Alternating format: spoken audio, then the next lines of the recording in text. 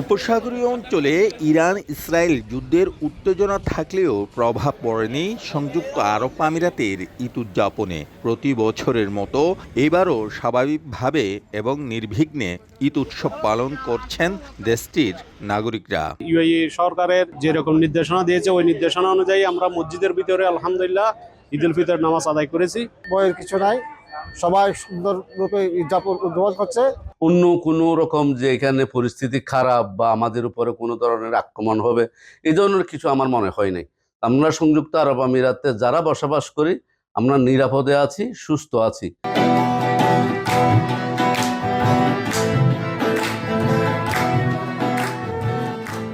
ঈদে প্রবাসীদের মাঝে ছিল আনন্দ উচ্ছ্বাস, বাসায় বাসায় ছিল দেশীয় খাবারের নানা আয়োজন। দিনটি স্মরণীয় করে রাখতে সাংস্কৃতিক অনুষ্ঠানেরও আয়োজন করা হয়।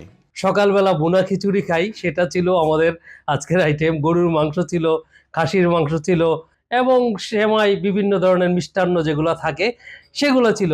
মানে আমি বললাম তো আপনাকে যে বাংলাদেশের যে আমেজটা, সেখানে আমরা প্রবাসী হলেও এটাকে নিয়ে আসার চেষ্টা করি। সব ধরনের পেশার লোকেরাই আমরা মিলিত হওয়ার জন্য সবাই আমরা আসে, এখানে মিলিত হই আমরা একে অপরের সাথে। আমরা সপরিবার, আত্মীয় স্বজন, বন্ধু বান্ধব নিয়ে ঈদের আনন্দ ভাগাভাগি করি। ফ্যামিলি ভালো রাখার জন্য, ফ্যামিলি ভালো ঈদ করার জন্য সবসময় আমরা বিদেশের আপ্যায়ন চেষ্টা করি।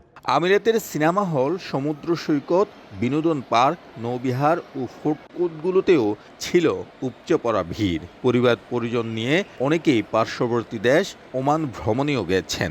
উপসাগরীয় অঞ্চলের উত্তেজনাপূর্ণ পরিস্থিতি বিবেচনায় ঈদে ওপেন হাউস কার্যক্রম বন্ধ রাখে বাংলাদেশ মিশনগুলো।